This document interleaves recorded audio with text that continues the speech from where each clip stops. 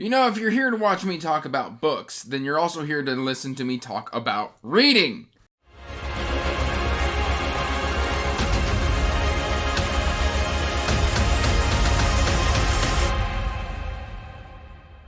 I'd like to give a huge thank you to my new top tier Wizard Master patron, Spyro. Thank you so much. Hey everyone, welcome back to Andrew's Wizardly Reads, and as always guys, I am Andrew, and today I got another book tag for you. But before we get into that book tag, make sure you're liking and subscribing, hitting that bell notification so you can get regular updates for when I put out new content. Also, make sure you're checking that description box down below for the links to the Wizardly Duo Discord, as well as links to all my social media and information about my Patreon. And guys, today I got tagged in this a while ago. I don't even know how long ago, but this is the Philosophy of Reading book tag. And I was tagged this by my good buddy Patrick Ryan, like I said, a while ago. I'm so far behind on tags. I write them all down when I get tagged, and then occasionally I'll just reach in there and do one. And I really like this one because it's more of a discussion type of tag. It's a little bit longer. It's about 20 prompts, but that said, there's some definitely good stuff in here that I like. Now, I am going to have Patrick's video linked below, as well as all of these prompts, if you choose to do this one yourself. So the first one, jumping right on in, is what's most important, a good character, a plot, or a message? And for me, like, I didn't research this tag before I started it, so this is literally me just talking off the cuff. I do love good characterization. Bad characterization can be a really huge turnoff when you're reading a book. And what I mean by that is you can have a horrible character, like in terms of they're just a horrible person, but if their characterization is done well, then you can be really engaged and locked into that story. Again, like depending on if you're a character or a plot reader, if you've got kind of lackluster characters but a really interesting plot, then a lot of the times the plot can carry you through. When it comes to message, I don't really care all that much. Usually, because I read sci-fi and fantasy, the message is going to be a little bit more subliminal.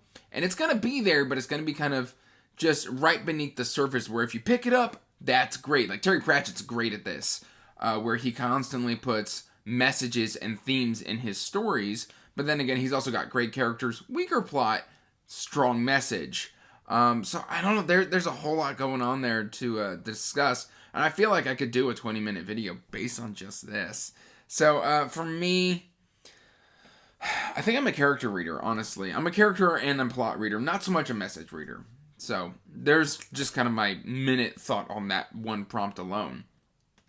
Number 2, should one read books about ideas or opinions they disagree with? And absolutely.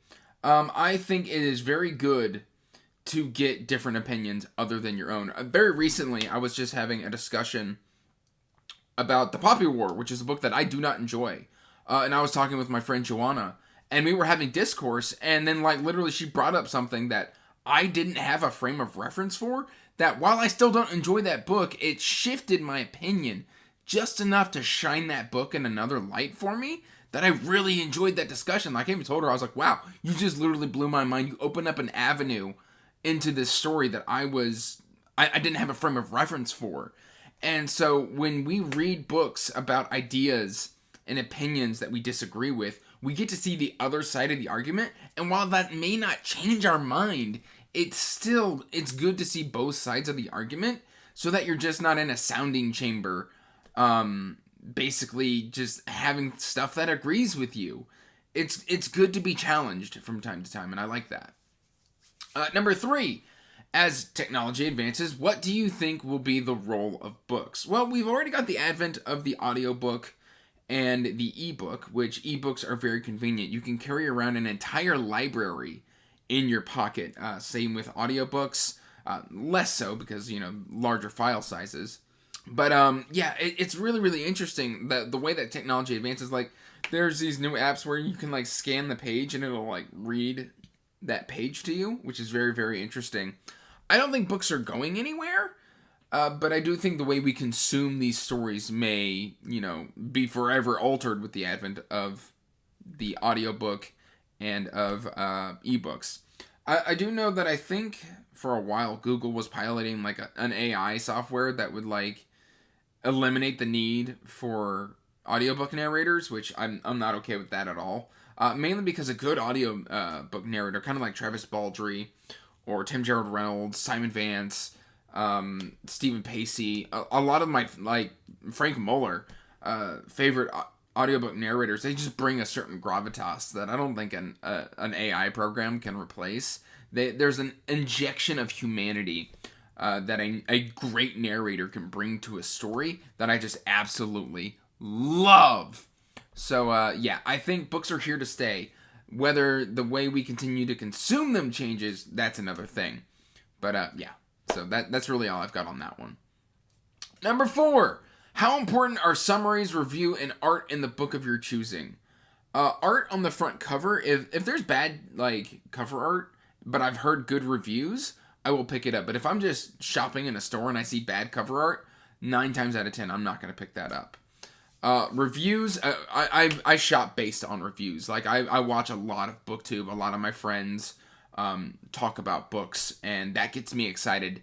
So that is very important. Summaries, I tend to stay away from more so than I used to when I was a younger reader. Mainly because as a reviewer, like recently, a summary that turned me off of a book, a very popular book, was Tigana by Guy Gavriel Kay.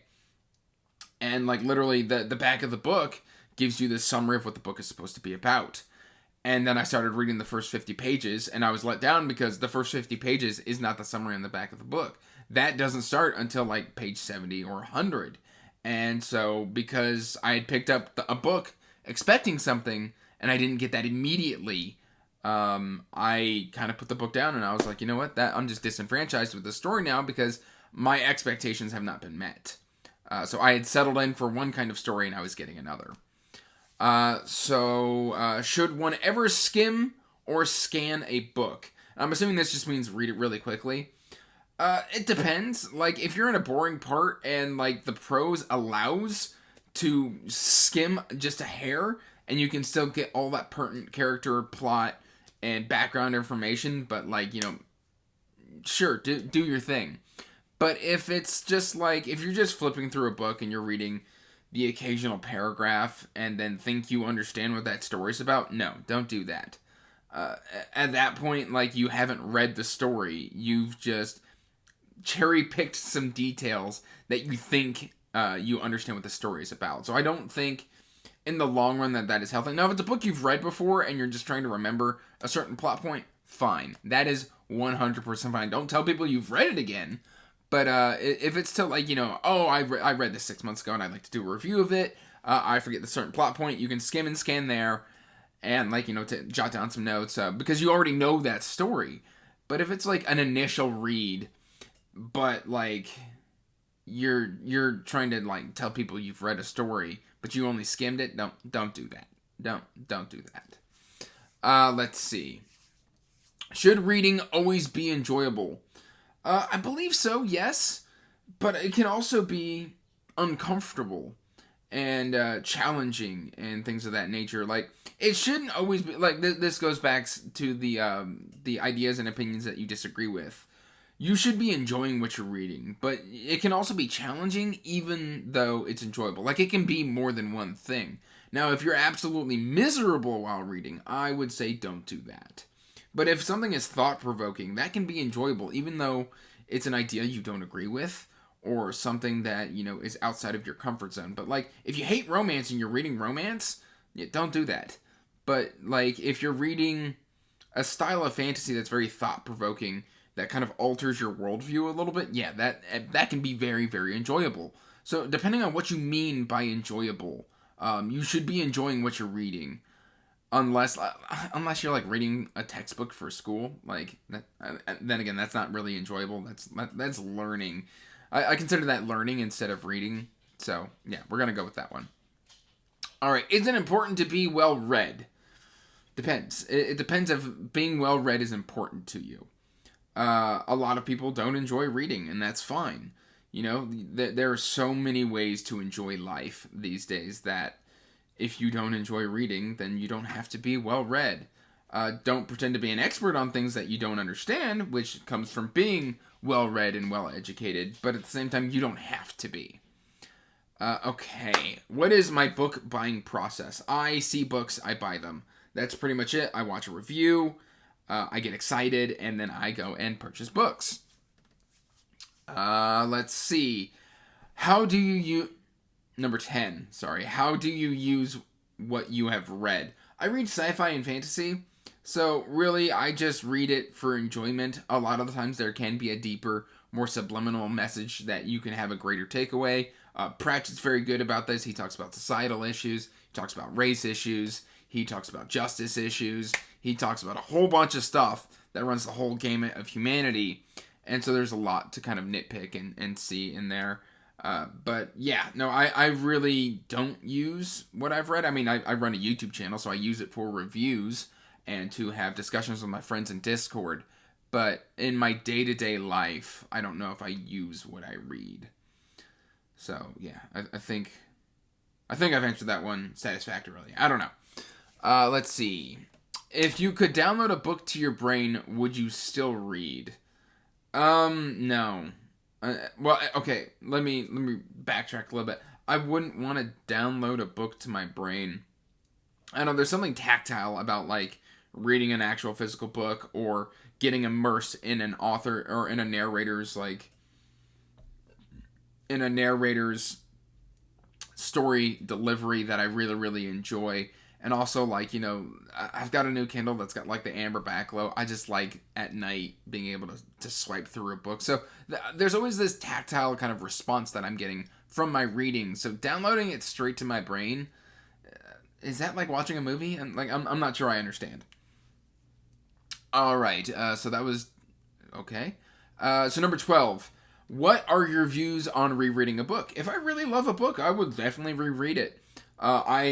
Usually I collect a lot of books, but I only keep the ones that, like, I like to either look at and remember the story. You know, where you kind of look at a shelf and you're like, I remember this part in that story and that was so cool. And really just glancing at the spine is enough to trigger that. That's awesome. And after a while, like, if you want to revisit that story, absolutely, reread it. Like, go for it. Number 13, what makes a good book? Whether or not I enjoyed it. If I vibed with the characters, the story, if it was compelling, if it was interesting, if it made me excited, if it got my heart pumping, if it gave me anxiety. All these things are good things. Number 14 is the next, what makes a bad book? If I'm bored to tears, if I'm mad at the book, if I'm irrationally upset by the actions of the character, if the character's making action... So, one of the things that I think this is actually a good thing to mention. The way I react to certain stories, like, a lot of people love a lot of the books that I don't like. And it's because in my brain, if something doesn't make sense, like, I like magical realism. Sort of. And let me explain what I mean by magical realism. Like, I read fantasy, so I like everything to be realistic until magic kicks in. Or until the rules of this world say that this is this way for a specific reason.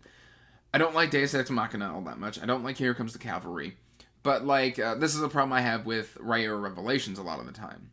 Is a lot of, like, the timing or the world building just doesn't make sense. You'll find an underground city that's next to a saltwater sea, but, like, all the metal fittings aren't corroded, even though it's been lost for, like, 1,000 years, or, like, 40-pound shields are still, like, hanging on walls after 1,000 years, when they really should be laying on the floor, crumbling. The wooden furniture is fine and not, like, moth-eaten and disintegrated after 1,000 years.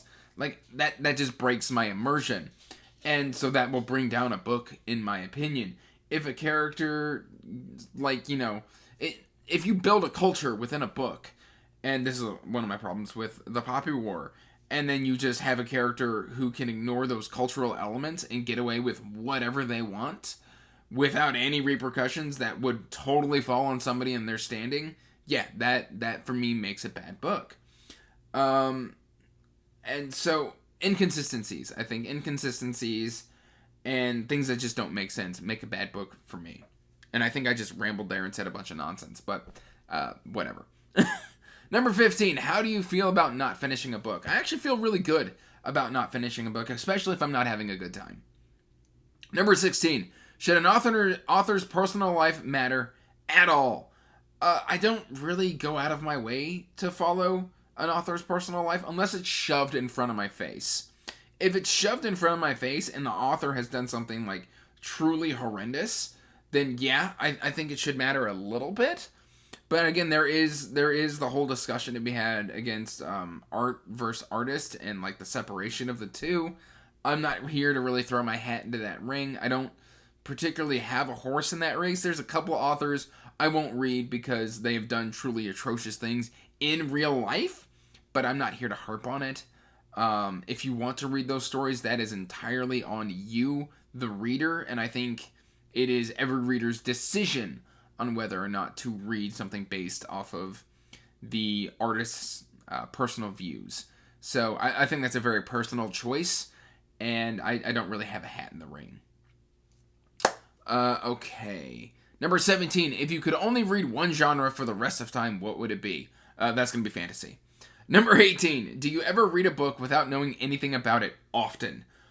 Usually, like I bought all three of these Protectorists. What I know is sci-fi. That's it. So, yeah, I often purchase entire trilogies based off of hype. Somebody said they liked it, or it's gotten a little bit of buzz, but whether I can hear buzz without hearing details, and so I do that quite often. Let's see.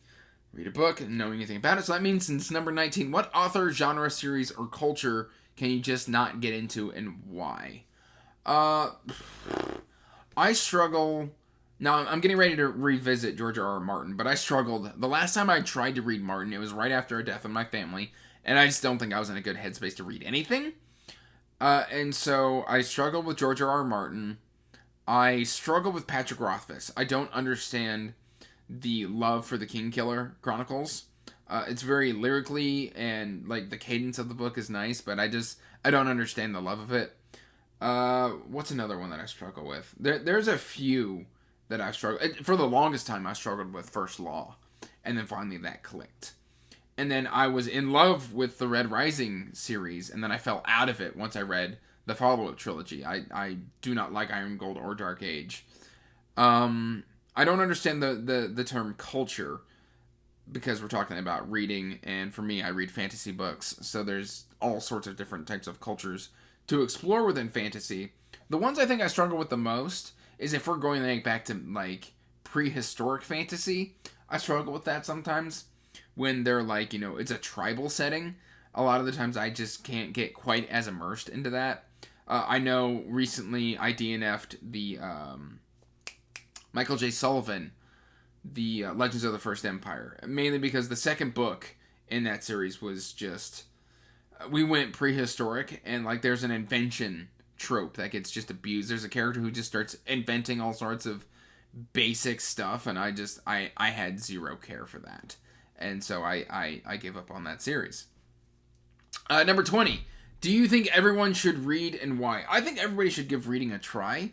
However, one of my best friends loves stories. He loves stories, but he just can't focus on a story. Like, he just loses interest, and his brain just wanders off. And that's fine. Occasionally if he's really focused in, he'll put on an audiobook.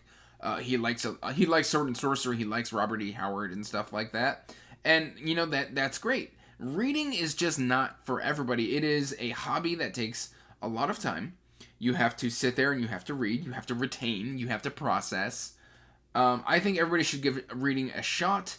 If reading's not for you, maybe try the occasional audiobook. But at the end of the day, it's all personal preference. I think everybody should have the ability to read. I think everybody should know how to read. But reading is a choice. It is a hobby, at least for me, because sci-fi fantasy, it's not nonfiction. It's not like self-help books. It's not anything of that nature. But I think reading should be readily available to everybody. But I think everybody should have the individual choice on whether or not they should read. That said, guys, that is the end of this tag. If you like this tag, go ahead and do it. I'm not going to go out of my way to tag anybody. I would love to see more people do this. It's a good discussion tag. It's a nice change of pace versus me just holding up a book and yelling at you in a very hyperactive tone that you should read this.